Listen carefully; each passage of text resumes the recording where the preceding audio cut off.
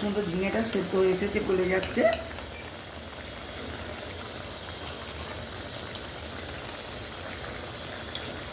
এবারে এর সঙ্গে আমি একটু গুঁড়ো লঙ্কা, মরিচ ফরিচ সব দেওয়া হয়েছে, একটু একটু হালকা গুঁড়ো লঙ্কা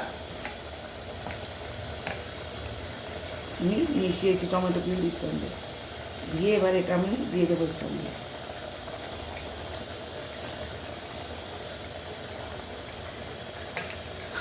আমি খুব অল্প এতে এই বাটির একটুখানি জল আমি সেখানে দিয়েছি, জল না দিলেও হবে। এটা ঝিঙের জলেতেই এটা সেদ্ধ হয়ে যাবে। এবার ঝিঙেটা সেদ্ধ হয়ে যাওয়ার পরে আমি এই পিউরিটা দিয়ে দিচ্ছি। এর সাথে গুঁড়ো লঙ্কা আছে একটু হালকা করে, গুঁড়ো লঙ্কা না দিলেও হয়, আমি কাঁচা লঙ্কা দিয়েছি, তবু আপনারা দিলেও দিতে পারেন, নাও দিতে পারেন। একটু হালকা করে দিয়েছি, দিয়ে আমি এটা আস্তে করে নেড়ে দেবো।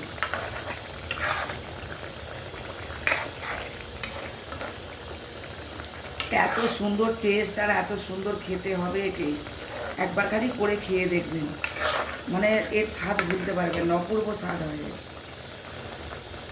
ভাতের সঙ্গে খেতে পারবেন, একে ভাত রুটি যার সঙ্গেই খেতে চাইবেন খেতে পারবেন।